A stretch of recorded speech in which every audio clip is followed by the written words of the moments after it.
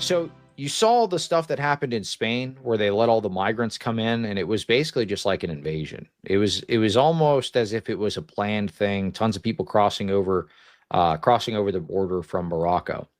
So this is something I've covered on, multiple times on the show in the past, especially when the Epstein stuff was coming out. Their funding of illegal immigration, and their funding of basically normalizing the immigrants that come in.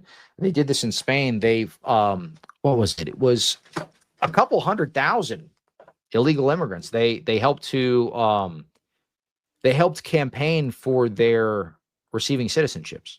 So not only did that happen earlier this year, they just had the people cross the border all illegally, the Moroccans. So is it any or Moroccans?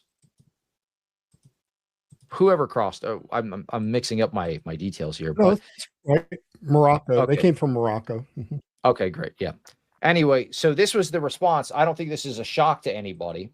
But the church over there basically did a massive fundraiser so they could house and feed all of the illegals that invaded the country. So is it any shocker? People are shocked that they're doing this. This was breaking news as of like a day ago. But now they're defending their actions. They're basically helping these people to stay and take over the country. It's just a mess. The diocese mobilized parishes, Caritas, and the San Antonio Center to basically help to feed, clothe, house all of the illegals that invaded the country. According to Valdivia, the diocese began organizing its response as soon as the first irregular entries were detected on the morning of like, oh, we're getting illegals in. We got to jump on this and make sure they stay. Now, again, ask yourself these questions if you're watching this. Ask yourself these questions. Why would they be so eager? Is it just because, they're philanthropists? They're just, they're very caring about the illegals coming into the country?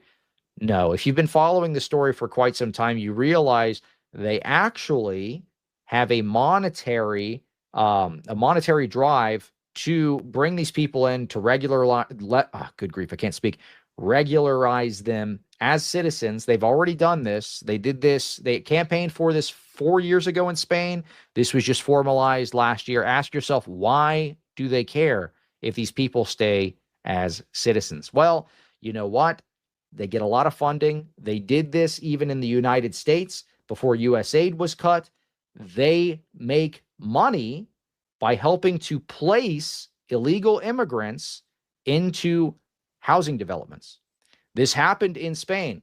There were Catholic laymen that were writing to the bishops. This was a big scandal about a year ago. Catholic laymen writing to the bishops, please stop housing these people. They are stabbing us. They are harassing us. They're doing ABC 1, 2, 3. The bishops completely turned a blind eye to it. They didn't care. They make the money to place these people into these programs. Even the U.S. aid program into the United States, the United States Council of Catholic Bishops says on their website their mission statement for the migration push is to receive the maximum amount of government funding to place migrants from other countries into the United States. They do the same exact thing in Spain. They do the same exact thing in European countries. This is how they make their money. And there's really no other way to say this.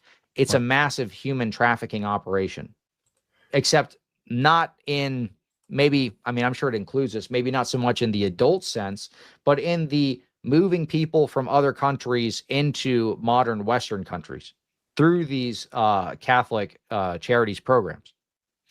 So I've kind of spoken a lot, but I just want to tie this up with a nice bow. There's a reason why on July 30th, as soon as the infiltration began, as soon as they started crossing over the border in droves, tens of thousands of military-age men crossing the border, there's a reason that the Roman Catholic Church mobilized their parishes, their charity organizations, and all of these things to house these people. Well, there's a financial aspect to it. So any thoughts on this, Father? Yeah, and it's the same here, right? It's the same here. The Catholic agencies that house people and so forth, under legitimate circumstances, they provide very important services. But when it becomes, the tail is wagging the dog, right? The Catholics need more money, and therefore we need more immigrants. That's a problem. In Europe, even at this point, finally the EU is coming to their senses and saying, oh, maybe we made a mistake in letting all of these Muslims in and so forth. And now they're trying to push them out, which is, as we have found out in our country, a lot harder, to get the people out than it is to let them in. And it's not that you don't have compassion or that you don't love people, but even with Morocco, okay, Morocco's economy is supposed to grow next year. Yes, they have high unemployment, especially among young people and so forth. But you have to look beyond that. You have to see, who are you bringing into your country and what is it going to do to your culture? Spain, of every country in the world, should know what cost they would have to pay to bring in hundreds of thousands of Muslims when they actually already went through this hundreds of years ago. Why would they invite these people through the front door to go through this again? What do they not understand history? Like what they had to do to get the Muslims out, and now they're going to let them in again? These are, like, the vast majority of them that are coming through are young men. So if you can't even walk through the major cities in Germany anymore, how does Spain think that they're going to fare with this? And if the Catholic Church is, again, encouraging it just to get more money, that's the tail wagging the dog, and that's not good. They're going to lose, if they haven't already, going to lose their European culture entirely. Yeah, absolutely. And this is the United States Conference of Catholic Bishops website. This is what I was discussing earlier. This is in their section, Funding the Refugee Program. The USCCB engages with the federal appropriations process to obtain the maximum amount of funding needed to support the U.S. refugee program, which provides both overseas assistance and resettlement services to refugees. Each year, the USCCB advocates for funding levels that maximize the number of refugees assisted overseas and resettled in the United States. So basically receiving the maximum amount of funding to bring refugees into the United States. You'd be foolish to think they're not doing this in other countries as well. Right. And they are doing this in places like Spain. I spoke about this. Yeah, here you go. Spain's PM Sanchez says the legalization over 500,000 migrants will be approved today. Okay. Well, guess who was pushing for this? Actually, just last year. It wasn't a couple of years ago or 2 years ago. This was 2024. Spanish bishops call for regularization of 500,000 migrants. This was 2024. I covered this back in 2024. And this was, or maybe I covered this a year ago. I think I covered this a year ago, actually. And then this was April 14th of this year. So just 2 years later, they actually did end up regularizing 500,000 migrants. So the Roman Catholic Church, they have a monetary incentive to actually receive these people in. I'm going to play this clip. I don't remember exactly what she said. I covered this a while ago. This was in April. But she's talking about basically they're making 500,000 immigrants citizens.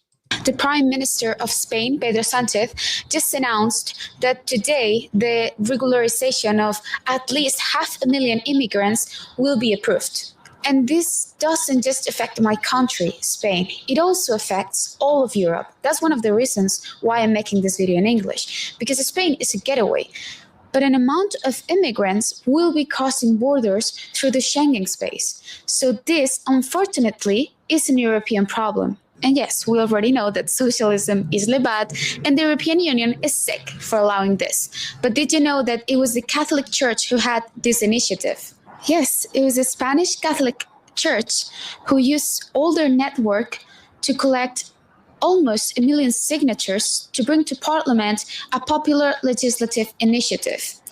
And that LIP in question was the regularization of 500,000 immigrants in Spain. And a lot of So it was the Catholic Church's idea, basically, to make 500,000 of these people citizens of Spain. It's unbelievable. So it wasn't just that they supported it; they were the ones that put this. They suggested the legislation. They pooled all their resources to get 1 million signatures. Let me see what else she has to say real quick. Young people, especially identitarians, feel betrayed by the church, an institution that was supposed to protect. She's just wrapping it up, but basically, yeah, it was their idea to do so. It's a very strange thing because, you know, they'll hide this behind the cloak of compassion and mercy. It's understandable. Okay, what about the compassion for the Spaniards that have to deal with this? What about the compassion for the young women who are inevitably, and I'm not saying all these guys, all these Moroccans, but there are going to be young women that are going to be hurt. They're going to be raped. They're going to be killed. So where is their compassion? Who's having compassion on them? And yet they're going to let all these people in the front door out of a misplaced sense of compassion. The one thing that I really despised about the argument about our own issues with immigration is the way that it was turned around to say, if you were, worried for our country, to say, like, we have to make sure that the people that are coming into our country actually want to be here, that they understand what the United States is about, that, want to assimilate in a way that is going to be healthy for the country. And if you say that, if you say, like, let's slow it down, you hate immigrants, you hate other people, you hate brown people. It's like, no, like, I don't hate them at all. What I'm saying is, you can't do these things in a haphazard way, because it is going to cause untold damage to the people that actually live in this country, and especially the weakest among us. Yes, absolutely.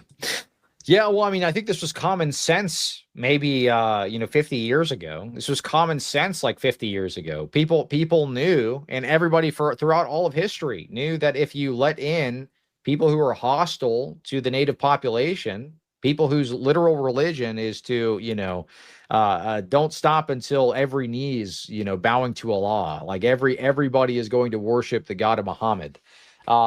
That's a big issue. But I don't know. Well, I do know money gets in the way.